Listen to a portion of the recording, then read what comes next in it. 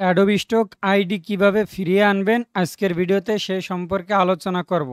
এই ভিডিওটা আমি দুইটা পার্টে ভাগ করছি, কারণ এই দুইটা জিনিসই আপনাদের জানা জরুরি। তো ভিডিওটা শেষ পর্যন্ত দেখবেন, কারণ এই ভিডিওটা আপনার খুবই কাজে লাগবে। কারণ এমন ভিডিও আমি বিশ্বাস করি এখন পর্যন্ত ইউটিউবে কেউ আপলোড করেনি। তো আমাদের টিম মেম্বার এবং আমি সহ সবাই কিন্তু আমরা এই প্রসেসে অ্যাকাউন্টগুলো সেফটি করে রাখছি। তো ভিডিওটা শেষ পর্যন্ত দেখেন, আশা করি আপনার অনেক কাজে দেবে। তো প্রথমে হয়তোবা দেখতে পাচ্ছেন আমার স্ক্রিনে, যে দেখেন আমি লিখে রাখছি অ্যাকাউন্ট সেফটি। এর মধ্যে আর কি সর্বপ্রথম রাখছি যে ইমেইল অ্যাড্রেস, যে আমার কোন ইমেইলটা খোলা আছে, তারপরে তার পাসওয়ার্ড, তারপরে বার্থডে, তারপরে মানে বিস্তারিত এটা নিয়ে আমি রেডি করছি। এটা আপনাদের একটু পরে দেখাই, আগে দেখাই যে আপনার অ্যাডোবি স্টক কীভাবে সেফটি করবেন আর কি। তো দেখেন আমার এই ইমেইলের আন্ডার আছে অ্যাডোবি স্টক অ্যাকাউন্ট। তো এই বিষয় নিয়ে আর কি আজকে আপনাদের সাথে আলোচনা করব, কারণ আপনার অ্যাকাউন্টটা যদি ডিজেবল হয়, অথবা অ্যাকাউন্টটা হ্যাক হয়ে যায়, অথবা আপনার অ্যাকাউন্টটা হয়ে গেছে, বা আপনি লগ ইন করতে পারছেন না, নানা সমস্যা হয়। এই সমাধান থেকে মুক্তি পেতে যে কাজগুলো করতে হবে, তো আমি এই বিষয় নিয়ে একটু পরে আলোচনা করি। জাস্ট আমি আন্ডার অ্যাকাউন্ট, যে আমার ওই ইমেলের আন্ডারে অ্যাডোবি স্টক অ্যাকাউন্ট আছে। তো সর্বপ্রথম আছে, আমরা তো সবাই কি করি, ইমেল অ্যাড্রেস এবং পাসওয়ার্ড দিয়ে অ্যাকাউন্ট খুলি।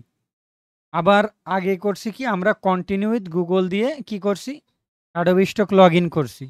তা অধিকাংশ ব্যক্তি আছে কন্টিনিউ উইথ গুগল দিয়ে লগ ইন করা। তারপর আপনি যদি পাসওয়ার্ড দেওয়া থাকে তো সেটা আপনি দিয়ে রাখবেন।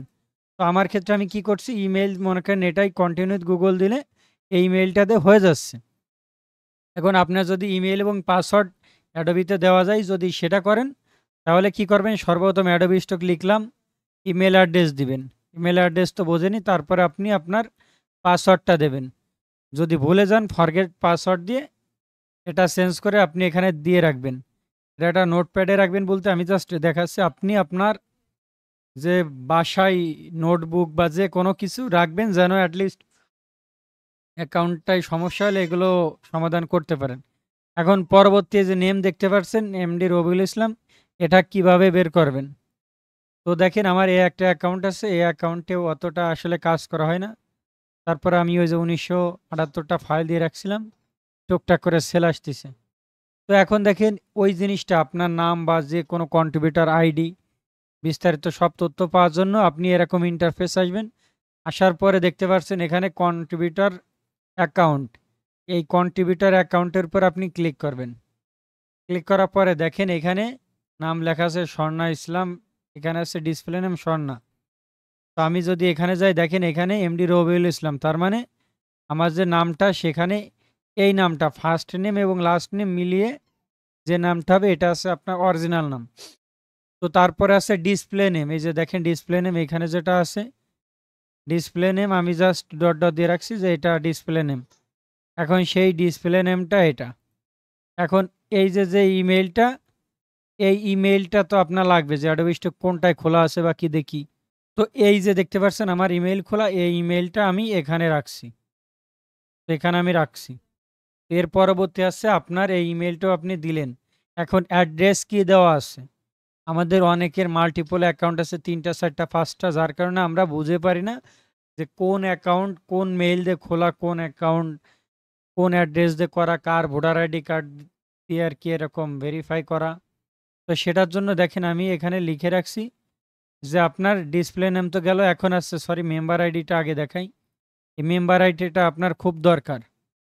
তো মেম্বার আইডিটা যখন আপনার এই যে কন্ট্রিবিউটার অ্যাকাউন্টে আসলে সবার শেষে দেখেন এই যে মেম্বার একটা আইডি থাকে, এই মেম্বার আইডিটা অবশ্যই আপনি কপি করে রাখবেন। আপনার অ্যাকাউন্ট ডিজেবল বা ডিঅ্যাক্টিভ যে কোনো কিছু হলে মেম্বারের আইডি অ্যাডোবি স্টকরে যদি ইমেল করেন, তারা এই অ্যাকাউন্টটা খুঁজে পেতে খুব দ্রুত আর কি রেসপন্স করে।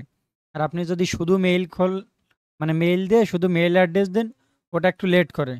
তো মেম্বার আইডিটা খুবই গুরুত্বপূর্ণ, সবার লাস্টে আছে, এটা আপনারা এখান থেকে নেবেন। এটা নিলাম। এখন তারপরে দেখেন আমি রাখছি পেমেন্ট মেথড কোনটা দেওয়া আছে।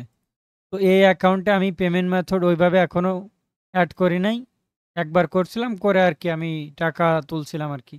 তারপরে আবার ওটা বাদ দিয়ে এখন নতুন করে আমি এগুলো রেডি করার জন্য আর কি রাখছি। তো আপনি পেমেন্ট মেথড যদি স্কিল থাকে তাহলে স্কিল দিবেন, যদি পেনিয়ার থাকে পেনিয়ার, পেপাল থাকলে পেপাল। বাট আমি সাজেস্ট করবো আপনারা সবাই স্কিল ব্যবহার করবেন, কারণ এখানে পেনিয়ার মতন বাৎসরিক চার্জ $30 মতন এত কাটে না। তারপর আপনার প্রত্যেক উইডোতে আপনার $3 করে কাটে না। বা স্কিলের সুবিধা আমার কাছে ভালো মনে হয়েছে। তো জানুয়ারির 1 তারিখের আগে আর আপনারা পেনিয়ার অ্যাকাউন্ট খোলার দরকার নেই, স্কিল খুলবেন। তো এটা নিয়ে আমি বিগত একটা ভিডিও তৈরি করব যে মাল্টিপল অ্যাকাউন্ট কিভাবে ব্যবহার করবেন এটা। এখন আপনারা হয়তো বুঝতে পারছেন যে এই জিনিসটা এরপরে লাস্টে রাখছি মাই এনআইডি। এরকম যদি আপনার অ্যাডোবি স্টক 20টা অ্যাকাউন্ট থাকে, সব এই মেথডই করে রাখবেন। কারণ আপনার অ্যাকাউন্টটা যদি ডিঅ্যাক্টিভ ডিজেবল হয়, তখন ফিরিয়ে আনার জন্য এই যে সব তথ্য আপনার যদি চাই, বা আপনার অ্যাকাউন্টটা হ্যাক হয়ে গেলে এসব তথ্য চাইলে যদি দিতে পারেন, তাহলে আপনার অ্যাকাউন্টটা ফেরত পাবেন। কারণ এর আগে এরকম করে আমরা রেজাল্ট পাইছি বিদায় আপনাদের সামনে এই ভিডিওটা তুলে ধরলাম। হয়তো বা আনকমন একটা ভিডিও, বাট আমার কাছে মনে হয়েছে যে এটা সবার দরকার। এখন ইমেইল অনেকের হয়তো বা অ্যাকাউন্টটা কি হয় হ্যাক হয়ে যাচ্ছে, আবার অনেকের ফোন হারাই যাচ্ছে, অনেকের পিসিতে ইমেল লগ ইন করা আছে, পিসির মনে করেন উইন্ডোজ দেওয়াতে কিচ্ছু নাই। তো এরকম নানাবিধি সমস্যার কারণে আপনি কিন্তু ওই ইমেলটা ব্যাক আনতে পারেন না, অনেকের পাসওয়ার্ড ভুলে যাওয়ার কারণে পারে না, হাজারো কাহিনী থাকে। তো এরই পরিপ্রেক্ষিতে আমি আর কি এইগুলো সাজিয়েছি, কারণ এটা সবার জন্য কাজে লাগে। এখন সর্বপ্রথম মনে করেন আমার নাম, সেটা দিয়ে আমি একটা ইমেল খুলছি।